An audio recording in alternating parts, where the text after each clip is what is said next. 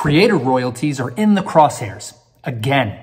Reddit wallets outpace OpenSea and VeeCon 2023 news. I'm Busy NFT. You're watching all things Web3.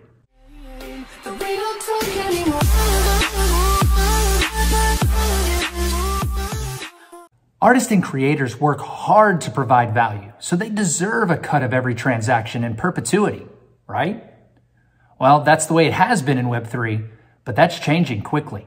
In August, I talked about sites like SudoSwap that began the zero royalty trend and saw their popularity explode. I mean, a discount on your favorite NFT. Who wouldn't want that? I want it that way.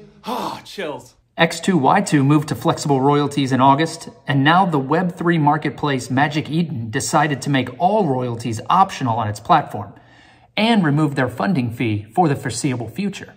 MagicEden claims that 90% of all NFT gaming secondary trading volume occurs on its platform, and with over 22 million unique monthly visitors, it's not a startup. For comparison, OpenSea claims over 121 million visitors each month. So, when MagicEden announces that they will, quote, enable optional creator royalties, it's a fairly big deal that could open the door for giants like OpenSea and LooksRare. MagicEden's blog talks about the trend they're seeing toward optional royalties, and they're even trying to fight back against the tide by soliciting help in creating pro-royalty tools. So now, buyers have the opportunity to pay royalties or not.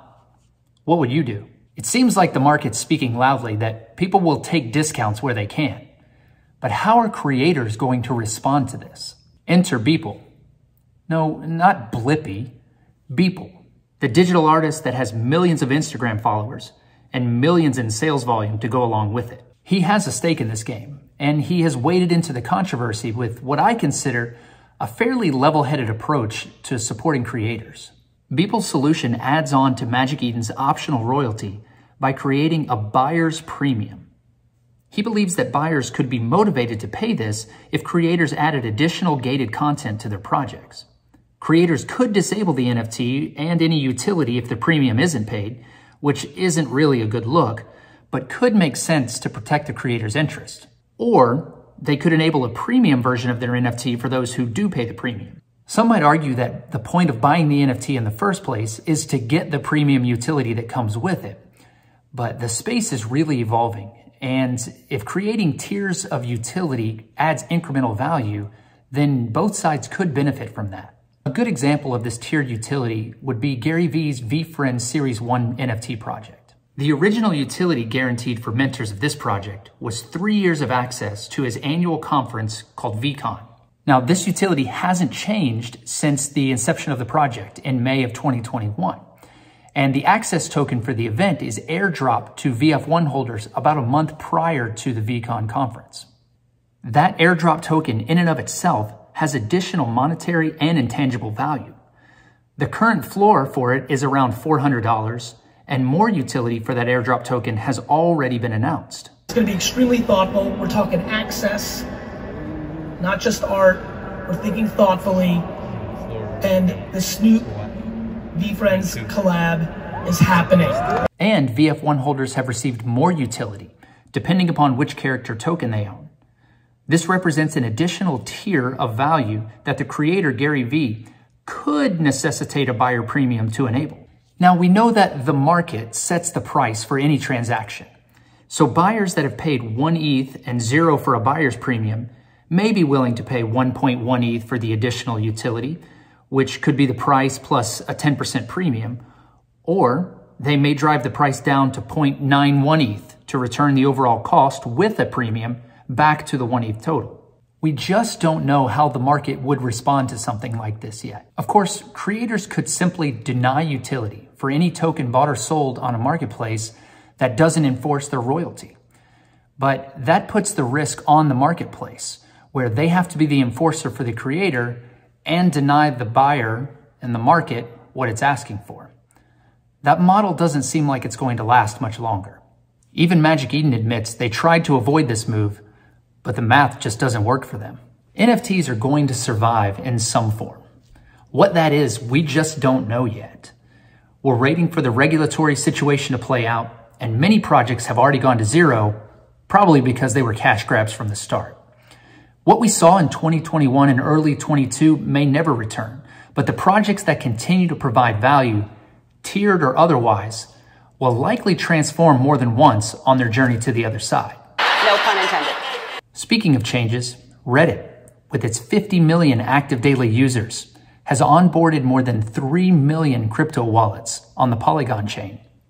Offering NFTs as profile pictures, or PFPs, users were able to pay fiat money to purchase their first digital asset, and many may not have even realized they were diving into crypto. This simplicity brought tons of new interest to the crypto space, and likely will continue to grow.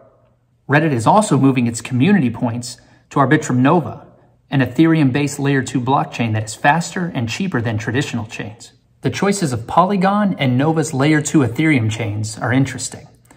Both are highly scalable, fast, and cheap.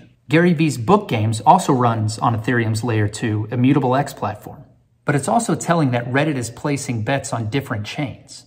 This is smart because no one knows which chain is going to come out on top in the future. Reddit is driving mass adoption at a speed and scale we haven't seen before. 3 million wallets is nothing to sneeze at, and avoiding complex language makes it easy. Is this the beginning of mainstream Web3? Kevin O'Leary had this to say about crypto mass adoption. Mass adoption through regulation, through security, and a much easier to use wallet. The best analogy I can give you, until your grandmother can figure out how to buy Bitcoin on her cell phone, we don't have a wallet that works yet. It has to pass the grandmother test. Do you have a Reddit wallet? Leave me a comment below. Let me know how your experience compares with other platforms. And don't forget, VeeCon 2023 is in the not too distant future. The rumor mill says that Gary told the gift goats that the VeeCon announcement will be made in early November, possibly even November 1st. That's just next week. Join the VeeFriends Discord. Add me. Subscribe here. Hit me up on Twitter. Be a part of this movement, and I'll see you at VeeCon 2023. Until then, Web3 is the future. Book Games is forever. Thanks for watching. We'll see you next time.